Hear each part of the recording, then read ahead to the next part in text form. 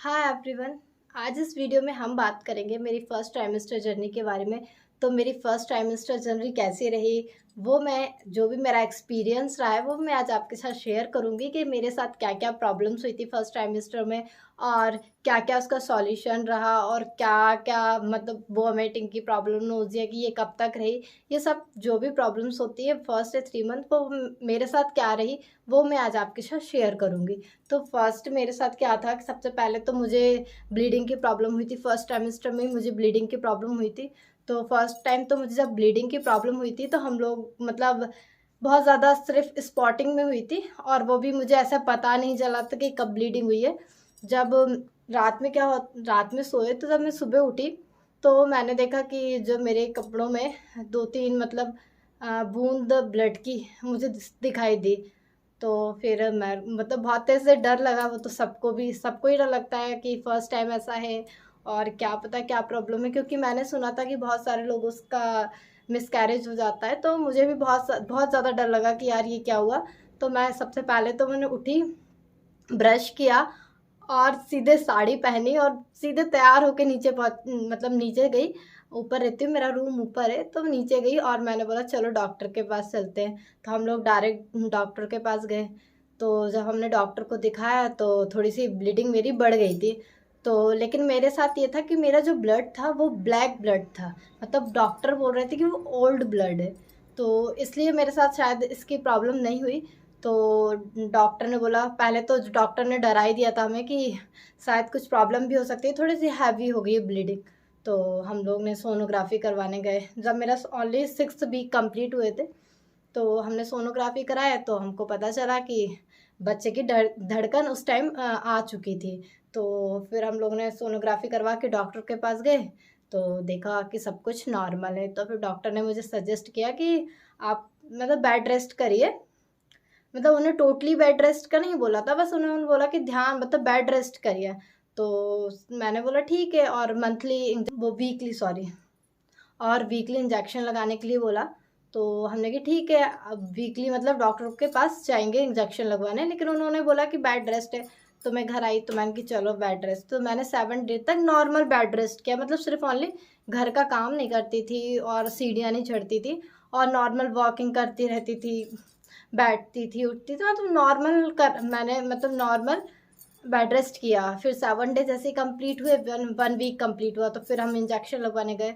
तो फिर मैं ऊपर थी तो मैं नीचे ही रह गई, बट लेकिन फिर डॉक्टर ने मतलब बेड रेस्ट का कुछ ज़्यादा सजेशन भी नहीं दिया कि बेड रेस्ट करना है। तो मैं नॉर्मल थोड़ा बहुत वॉक करती थी, घूमती फिरती थी। और तो ऐसे करते करते मतलब 15 डेज़ हो गए थे, कोई प्रॉब्लम नहीं हुई मुझे।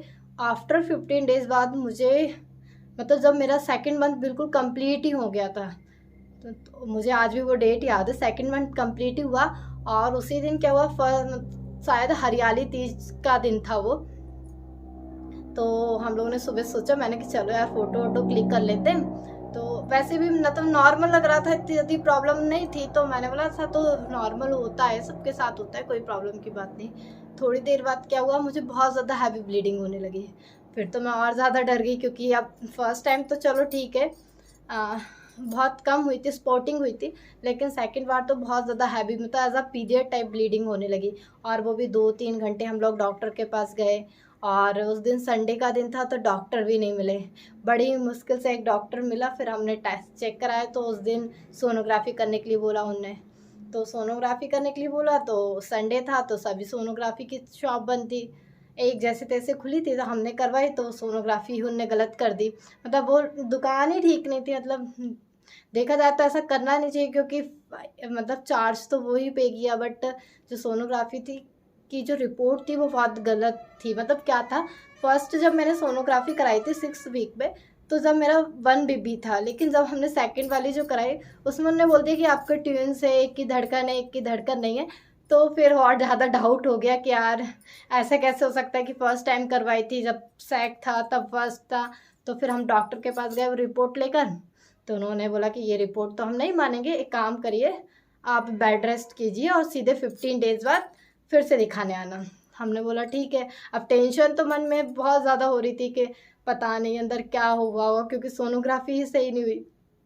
तो फिर हम लोग उन्हें दवाई ववाई दी, इंजेक्शन दिए कि वीकली आपको इंजेक्शन लगवाना है। तो हम लोग फिर घर आ गए। घर आए तो मैं मतलब मुझे तो बहुत ही बुरा लग रहा था, इतनी टेंशन हो रही थी कि क्या बताऊँ। मतलब रोना आ रहा था कि क्या करूँ, पता नहीं क्या प्रॉब्लम हुई होगी, क्या है, इतनी मतलब ब्लीडिंग कंटिन्यू हो रही थी, तब भी स्टॉप नहीं हुई। फिर घर आए तो इंजेक्शन लगा दिया था डॉक्टर ने उस टाइम भी। फिर घर आए तो थोड़ा सा ठीक लगा, और रात सुबह जब उठी तब तक मतलब ब्लीडिंग बंद हो गई थी पूरी तरीके से। तो भी टेंशन, लेकिन डॉक्टर ने मुझे टोटली बेड रेस्ट का बोल दिया था, मतलब आपको उठना भी नहीं है, बैठना भी नहीं है, सीधे बस सिर्फ लेट बाथ और खाना वाना खाने के लिए उठना है, और वैसे आपको पूरे टाइम लेटे रहना है, इवन बैठना तक नहीं है। लेकिन अब डर भी बहुत ज़्यादा था कि पता नहीं क्या प्रॉब्लम है, तो मैं तो बिल्कुल बैठती नहीं थी डर के कारण कि ऐसा नहीं कुछ और भी प्रॉब्लम्स हो जाए। तो ऐसे हम लोगों ने 7 डेज़ तो मैंने निकाले कि चलो ठीक है ठीक है, मतलब टेंशन तो थी लेकिन अब क्या कर सकते थे, कुछ सॉल्यूशन ही नहीं था उसका। फिर हम 7 डेज़ हुए, फिर डॉक्टर के पास गए, क्योंकि हमको समझ ही नहीं आ रहा था कि आखिर प्रॉब्लम हुई क्या। जब हम 7 डेज़ के बाद गए तो पता चला कि फिर डॉक्टर ने सोनोग्राफी करवाई, और हम मतलब रिपोर्ट आई तो पता चला कि मुझे सबक्रियोनिक हेमाटोमा है। तो अब सबक्रियोनिक हेमाटोमा क्या होता है ये अब फर्स्ट टाइम ही सुना था ऐसा, क्योंकि प्रेगनेंसी में सबके साथ ये जो बोलते हैं कि ये जो केस है वो 100 में से सिर्फ ओनली 1% वुमेन को होता है।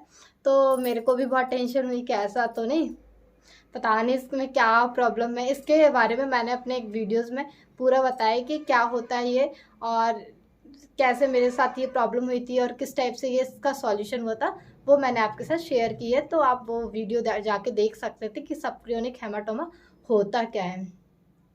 फिर ऐसे करके सर्च किया, बहुत ज़्यादा हो गया। डॉक्टर ने जब 1 मंथ का सीधे बेड रेस्ट किया, तो जब मैंने 1 मंथ का बेड रेस्ट किया, उसके बाद मेरे साथ जब हमने दूसरी नेक्स्ट सोनोग्राफी की, जब 3 मंथ कंप्लीट हो गए थे, तो वो पूरी तरीके से रिजॉल्व हो गया था।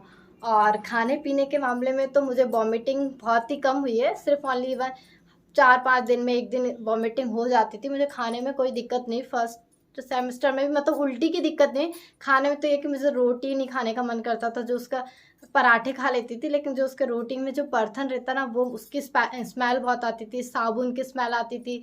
और सब्जी नहीं खाती थी बिल्कुल भी, सिर्फ टमाटर की सब्जी में रोटी खा लेती थी।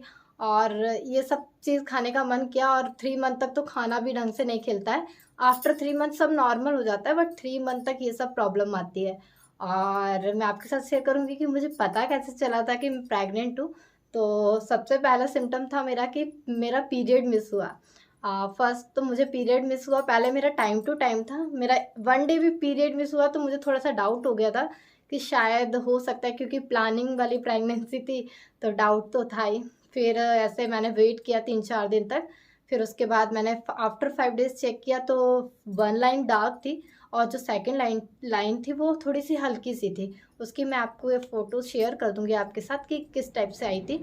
और फिर उसके बाद मैंने आफ्टर 10 डेज़, उसके आफ्टर 5 डेज़, मतलब चेक करने के आफ्टर 5 डेज़ मैंने फिर से चेक किया, तो देखा था दोनों दोनों लाइन डार्क हुई थी। और उसके बाद मैंने डॉक्टर के पास कंसल्ट किया। तो मतलब मेरे ख्याल से तो जैसे ही हमको पता चल जाता है कि हम प्रेग्नेंट हैं, तो डॉक्टर से कंसल्ट कर लेना चाहिए, क्योंकि वो लोग दवाइयाँ स्टार्ट कर देते हैं, फॉलिक एसिड जो भी हमारे बेबी के डेवलपमेंट के लिए होता है वो स्टार्ट कर देते हैं। इसलिए टाइम टू टाइम हमें डॉक्टर को चेकअप ज़रूर कराना चाहिए, और मैंने तो पूरा ध्यान रखा है इस मामले में। और आप लोग की प्रेगनेंसी कैसी रही है? और मेरी प्रेगनेंसी बहुत अच्छी रही है, और मुझे बेबी बॉय है। और आप भी बताइएगा आपकी प्रेगनेंसी कैसी रही है, आपका फर्स्ट ट्राइमेस्टर कैसा निकला। और thank you everyone, bye bye.